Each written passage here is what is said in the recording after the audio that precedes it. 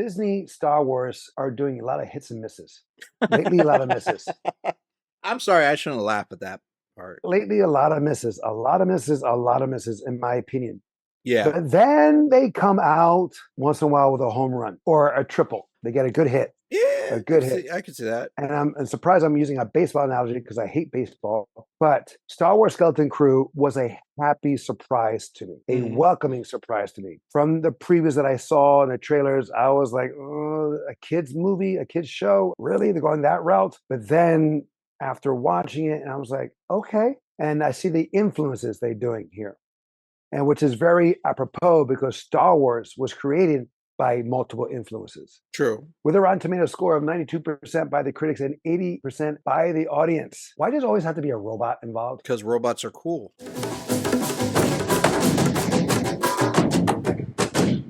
Welcome back to Tales of Two Bros. My name is Angel, Abaddon. where we give you a review at least once a week. Spoiler alert. What do you think was the influence here? I saw at least two, Goonies being one of them. Goonies, clearly. Treasure Island. Pirates of the Caribbean. Pirates of the Caribbean, sure. Some people will liken it to Treasure Planet, but to me, that's just Treasure Island. E.T. Yeah, the first episode, E.T. Well, the homes, like Yeah. the landscape of the homes and stuff like that, remind me of E.T. I was just waiting to see a kid on the bike floating up. The characters, the kids were very cool. You have like the excited kid, Luke Skywalker, Whim. tough girl, Fern. like Princess Leia. Mhm. You have the droid, somewhat. The girl with it reminded Kim from Cloud City. But Yeah. even though it was backwards, it was like more in the front. She was half man, half female, half android. No, she more like a cyborg. Yeah. Yeah. Right? Kate, you're talking about KB, yeah? Yes, KB. And then you have the Chewbacca of the group. Neil. I love Jude Law playing the bad guy. He was a bad guy with morals. He had morals until they didn't serve the purpose, is what I would say. Yeah, but he wouldn't kill them, not the kids. I mean, you know what I'm saying? Not even the parents. Even Scarface was like, never the kids. No women or children. Yes. Yeah, it was like that. He was like a Disney version of Scarface without the scar. So yeah, but he did a great job. And I love the fact that even though they're calling him a Jedi, he's not a Jedi. He's just force sensitive. Absolutely. He can't read minds. He can't do high jumps. He can't speed run. He just force sensitive, and he knows he can grab things. Yeah. And he knows how to turn on a lightsaber. Because I think the kid apparently did not. He almost lost his dick from that. There's some slow moments, and there's some like annoying parts. To me, the annoying part was the father. Whim too. Yeah, but not as much. There was a couple good moments for Whim's character, but he's very stuck in his ways. Well, he's like Luke, being very optimistic, seeing the good in people and stuff like that until it's like the last one. But yeah. Now, real quick, because we're jumping here, the pale skin girl, because I know you have it up on your screen there. Was she the voice actress for Brave, the Disney short or Disney movie? Pale skin girl. Yes, when they get to that planet where it's like a resort, and she calls Jude Law's character, who's by many names. Yeah. She's white. Her voice sounded like the same girl from Brave. Hold on. Look up Brave. A few moments later. Kelly MacDonald is from Brave, and she played on Skeleton Crew. She did, right? Yes. Exactly. See? Recognize her voice. Yeah, because she was the one that saw them, and then she called the Wolf Crew, which was a cool character.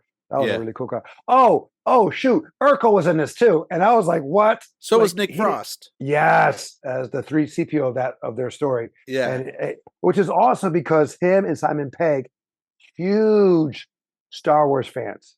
Mm-hmm. But unfortunately, Simon Pegg, he did both Star Trek and Star Wars, and he has a small role in Star Wars where Nick Frost had a bigger role here in this series. Yeah. And there's a short going around, like a short clip of them two playing R2-D2 and 3CPO, trying to get the lines, and they're saying that beep boop, beep boop. And he's like, what is that? And just to say it in English. But anyway, it's on YouTube or Instagram. I've seen it. And I'm happy for Nick Frost because Nick Frost is a really good, talented actor himself. He was great in Shaun of the Dead and everything he's been in. He's also equally great. Everyone else seemed like good in their role. For some reason, the father just... I could have swore, and this is a side subject, Neil's parents, I could have swore they spoke Spanish in one brief line. Like they call him Mijo or something like that. I didn't catch it, if that's the truth. He looks Spanish. No, Neil's the elephant. Oh, I think you said Wim for some reason. Sorry.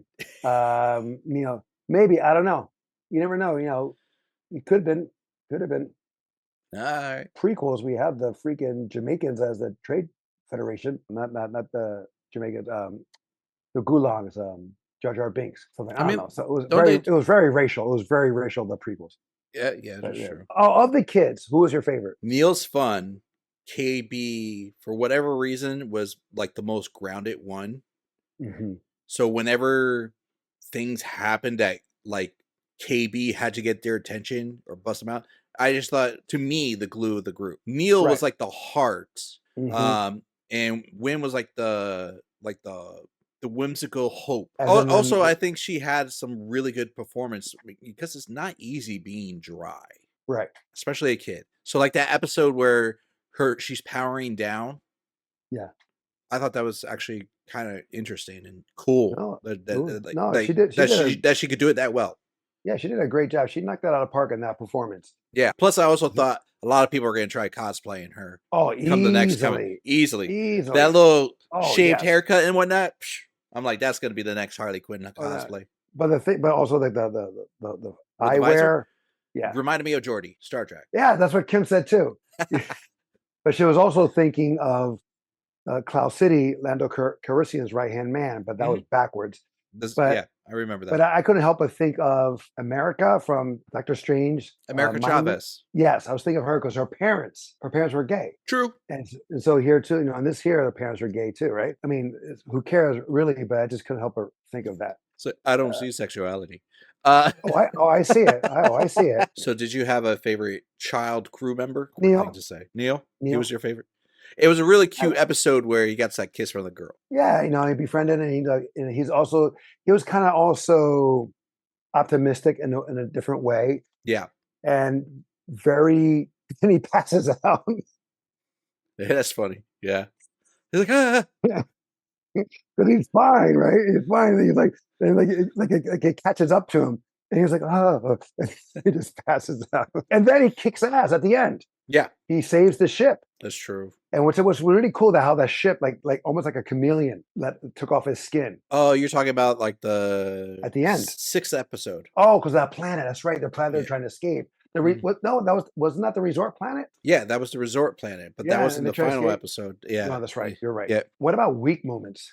Some of the weak moments kind of went around Wim just because he annoyed me. Fair enough. Like in their interaction with each other, try to place it like one particular moment that really stands out. The first episode for sure, when they're building up to get to the spaceship, it was like slow. Didn't really.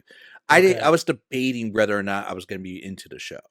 Okay. And then like by the end, I was like, okay, I'm going to give it a go. But it didn't really like hook me to be like really good. I was just like hooked enough that I would give it a chance. And then by episode 2, I was locked in.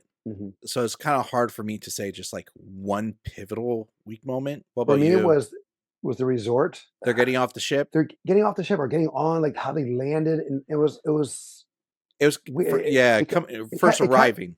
It kind of they're trying to escape and they catch the kids. The kids jump on and they fly off. I was like, wait a minute, if you take off, the kids are just going to fly right off the top of the ship. Oh, so you're just talking about like the logistics of like them grabbing it was kind of weak, and it was and like maybe a little too comical at moments too in the whole episode. That same scene that you liked where the ship sheds itself to me didn't make sense because I can understand separating half the hull. But then it sheds the whole skin. I'm like, they interacted with that other part of the ship. And that machine was breaking through the ship. Yeah. So you would think it would catch the secondary ship. And then all of a sudden, like the inner workings of the ship is perfectly fine when they were having just nothing but junk the entire time beforehand. Like correct. It didn't almost repair itself. Right. It was almost like it reminded me of like that silver ship in the prequels. No, it pretty much was the silver ship. Yeah. One of my favorite scenes is very subtle. It's in the first episode. It's when the kids get into the ship. It starts to take off and it jumps into light speed. It goes because of the look. Well, no, the debris that stayed and then kind of followed it. Like, He goes so fast. He goes into hyperspace, and the trees, the branches, the dirt, whatever that was on top of the ship that built up, it falls off, and you see it in the space. It's almost like a cloud burst. Yeah. The detail of it I thought was really cool. There was a lot of great moments, a lot of fun moments, but for me, that was a great moment. Oh, that little creature coming out of the eye, that got me. That was a little disturbing. That reminded me of Goonies. Yeah. One Eye Willie. Funny enough that we talked about the bad part about the resort. That was arguably one of the most Goonies episodes. The resort, when they're Yes. in the tunnels and they're exploring, Yes, and they're and they doing fall and they slide. and then Yes. there's the skull throne. Yeah, One Eye Willie's chair. Yes. And like there's traps in the treasure, like don't touch the treasure because it's still booby trapped. Booby trap. It's booby trap. Sorry. Data. So that was one of my favorite episodes for a lot of reasons. I Right. love SM33. He's my favorite character, especially on that episode because he's like, "What did you do to it? You ruined it." He's just following the rule. He's He's- just following and the then, like, rules. This is to like disarm any weapons, and they put it on your droid. And he goes to choke the guy. And he goes, "Ah." Well, that's similar to like R2D2, but with him, when the job was when he tries to escape, they zap him. Yes, but in this case, it's like he knows he has something on it, but even as a droid, he's like, Right. He was a really good character. When he had to like defend or take down certain people, like he just grows like the Hulk. yes, just like he grows. extends, and straightens up, Yeah. which is actually very imposing and very cool of a Yeah. trait. I would say, to give credit where credit's due, Wim did have a good moment. We need to work on a plan to because Jude Law had just betrayed him. Yeah. And he goes, "Yeah, we do." And he goes, "Attack!" He just charges in, and all I could think of is that meme of Leroy Jenkins, which is an old school meme for World of Warcraft fans out there. Oh, well, okay. Well, there you go. I don't know about that one. For your reference, it's basically a bunch of people playing an online game. And there's like a group of people that are going to raid a dungeon. They're all masterminding, planning. They're having a huge discussion. And this guy just logs in and just goes, "Hey guys, so we're going in on this." And they're like, "Well, yeah, we're working on a plan." He's like, "Great. Leroy Jenkins." And he just runs in first. And he goes, "Oh my God, did he just run in on there? Okay, guys, let's just go." And they follow in after him. He basically starts the whole thing. Oh, so it's kind of like Jack Burton. Yeah, it's kind of like Jack Burton in a running scene. It's like, Yeah. he yells and he just shoots and knocks himself out. Yeah, Remember? like Yeah. that. Yeah. Yeah. He gets so excited, he just keeps going without following the plan. Right. Now, unfortunately, though, if I'm corrected, you can probably fact check me. There's not going to be a season 2. I'm You know okay what? with that, You know though. what? The ending was weak. I have to say that the ending was. Oh, I weak. agree. I should have mentioned that because it didn't feel as good as everything was leading up to that. Because I was thinking that when you were talking about your part after I mentioned mine, Mhm. the ending was something I wasn't a fan of because the whole episode didn't make sense because he's like, you guys just needed to do what you do. I'm like, then why did you do what you do, bro? Like you literally took over. You didn't need to see the organizer. You didn't need to do all this other stuff. You overplayed your hand. And even if you destroyed the machine, you still could have just been like, "Hey, it's just us 3 guys right here. We're not going to do anything different. Just continue on with your community and we'll Right. stop by every so many cycles and pick up a crap ton of gold." Jude Law's character also reminded me of Totoro's character in The Last Jedi. Absolutely. You know what I'm talking about? Like they get arrested or they put into a dungeon or jail, and then this guy shows up and I can help you. Yeah, it's just shyster because Yeah. he has like 7 names. Exactly. That's how he just adapts and just goes with the flow. What I did love or like or strongly like about this show was in the Star Wars universe, but no Luke, no Vader, no Palpatine, no Empire, no rebellion. Wait, you liked or didn't like? I liked. Oh, yeah. It's not needed. I mean, they did bring in the Republic, and they treated the Republic like they're the cops. The X-Wing fighters. But Okay, yes. here's the thing. But in I was my like, opinion, and this is me being negative, they are like the cops, but it's like they just found a nation full of gold for the Republic. If they did a season 2, my imagination is they're getting the bad side of the Republic because you exist. now we got to indoctrinate you into our communities, and we got to do But this other stuff. And yeah, but they're old Republic money. Like how? I mean, I don't know how it works in well, the here's the Star Wars thing, like universe. They like it's. I mean, they're it's old gold is Republic gold. money. No, what that's what's the whole thing is. It's like the whole thing of like the Spanish doubloon. Like it's old Mhm. gold, and gold is gold, but the value of that lost treasure, it's worth even more. It's not Okay. just gold; it's of a historical thing. Now, also, did they jump galaxies? Because didn't they go to a planet that was like their own planet, but like dirty? Yeah, apparently there was like several planets that were doing the same thing they were, and they each one was like kind of like a test. Because the girl, the older girl that Neil befriends, Yeah, kind of reminded me of the other girl grown up, I see what you're talking about. Yeah, right? There's like they look similar.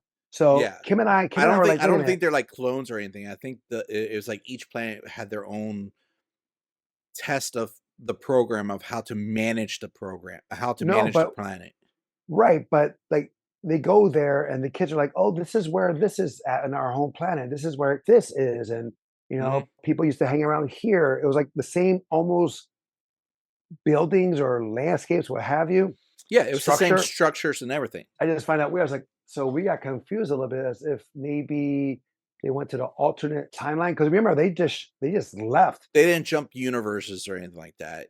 No. I kind of gave a little of that impression. No, the impression I got was more that these planets, especially now that you know that the one planet was managed by an AI, these planets were all part of a secret Republic program. And it was more like a test, like kind of like one of those movies or shows where they take a group of people and they test to see if the, Survivor, not Survivor. Oh, naked, remember naked the and afraid, no, remember the show that was Fear based Factor. Space Force? Oh yes, okay. And there's like that episode where they have people simulating if they were going to be in space. Yes. It's like that. But if things aren't done right, it goes south really hard and really fast. And then of course the Republic fell. So then you have one successful planet that's managing. You're going to erase the evidence of everything else and just tell that one planet, hey, manage yourself and we'll get back to you. Okay. It's a little stretch, No, but that no, was my but impression. no, but yeah, it was just a little, in the beginning, I guess, a little confusing because again, they're like different of what they are. Like each planet that they visited, which I was like, oh no, they're doing the Bad Batch thing, but they didn't. Yeah. Thankfully, it was like they're just trying to find a way home, and they just keep making mistakes. And I mean, you could argue the planet is like Themyscira. right, It's yes, yeah, covered in a exactly. it's like It was covered in a exactly mystical, well, in this case, a scientific cloud, yeah. but It was that's what definitely hides the it. mascara. That's what Mhm. definitely it was definitely the mascara. Exactly, yeah. So again, there's like I guess there's that Wonder Woman, another reference. So again, to go back to Rotten Tomatoes, 92% by the critics and 80% by the audience. Where do you fall? I'm closer to the audience here as well, but I would say 85 because it was good enough for me to tell you because you weren't watching it when I was watching it. I said you should. Yes, So right. I think at 85 is a solid score for it. I was content enough that I would say one season's good and done. I don't need a season 2. Okay, yeah. The scoring wise, I'm in the middle as well, between 80 and 92. It was good. It was better than anticipated. Besides you telling me, I did see some clips pop up where people are talking about it and they're like better than anticipated. I mean, coming from right after Oh, r- the Apostle. the Apostle? Is it Apostle? No, the Acolyte. Acolyte. Hey, they both start with A. So Yes, yes, yeah, and with the E. But yeah, the Acolyte that was done so poorly. Minus the fights. I did enjoy that highly, but the story was like why? But granted, they in that aspect it was like Plagueis, the wise. It was like ooh okay. Here again, just in the universe, but not related to what any of what we've seen before of the Star Wars universe. Again, no Yeah. characters mentioned before. This was a standalone show. Yeah. Standalone And project. Yeah. yeah, and I appreciate it. I personally would not mind a season 2 Yeah. I can see that. because am I wrong? Jude Law did not get arrested. He was just left alone. Well, they were just showing that the pirate ship was crashing and whatnot, Right. and he was looking at it through the window. So they kind of closed off at that point. They didn't show Does he the escape? aftermath. Yeah. Right. Does he escape or does he get arrested again and Mhm. what have you? So we don't see that. So they just left it like, definitely worth a watch. Definitely would welcome a second season. Yeah. All right, guys, that is our sensational review of Star Wars Skeleton Crew. Have you seen it? What was your favorite moment? Who was your favorite character? Let us know in the comments below. Also, don't forget to follow us on Instagram. Until next time, we'll be the next time. I'm Angel. I'm Adon. Love you, bro. Love you too.